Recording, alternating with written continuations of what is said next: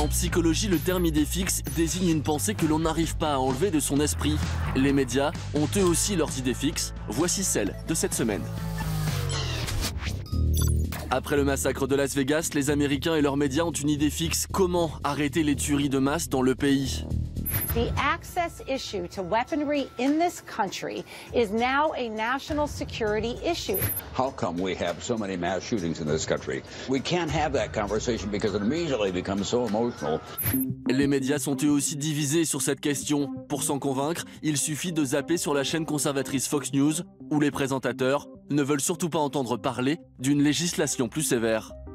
Prescription from the left is always the same. Ban certain guns, ban certain bullets, ban certain magazines, silencers. Exploiting the shooting is pathetic. It's the most pathetic thing the Democrats and the media is doing right now. Un détail dans les JT montre que le chemin est encore long pour changer les mentalités. En diffusant des extraits de la fusillade, les chaînes comme CNN ne censurent pas le bruit des tirs. Mais elles continuent de biper les gros mots des personnes prises pour cible, comme si c'était cela le plus choquant.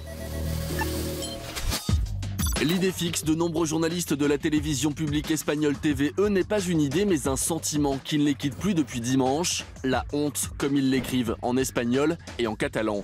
Pourquoi? À cause du traitement réservé au référendum en Catalogne par les chaînes du service public. Pour mieux comprendre, comparons l'ouverture du journal de la chaîne catalane TV3 et de la première chaîne publique TVE1. Pour la chaîne catalane, ce sont les violences policières qui sont mises en avant. La violència de la policia espanyola contra una població que vol exercir pacíficament el seu dret a vot. La première chaîne publique, elle, insiste sur l'illégalité du référendum. Por mandato judicial, la policía y la Guardia Civil han tomado el control de los centros de votación habilitados por la Generalitat.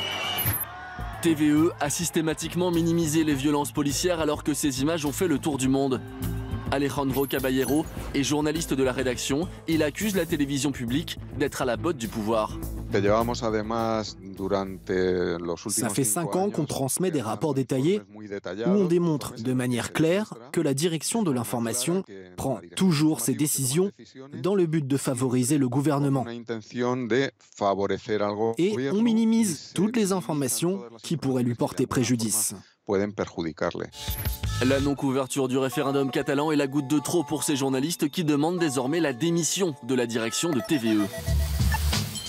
En Grande-Bretagne, la première ministre Theresa May avait une idée fixe: convaincre ses concitoyens qu'elle saura gérer le Brexit. Mais à lire les titres des journaux le lendemain de son discours, tout ne s'est pas passé comme prévu. The headlines are cruel. Words like ordeal, farce, shambles, nightmare, disaster. En plein discours, un humoriste a d'abord tendu une lettre de licenciement à la première ministre.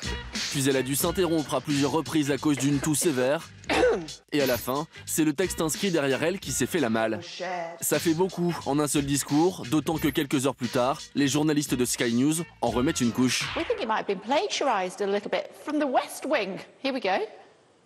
It's when tested the most that we reach deep within ourselves and find that our capacity to rise to the challenge before us may well be limitless. But every time we think we've measured our capacity to meet a challenge, we look up and we're reminded that that capacity may well be limitless. Oh dear, Philip. Oh dear. Goodness me. Visiblement, ce n'était pas l'idée de Theresa May. I am sorry. Un membre de son staff a confié que la première ministre ne regardait pas cette série.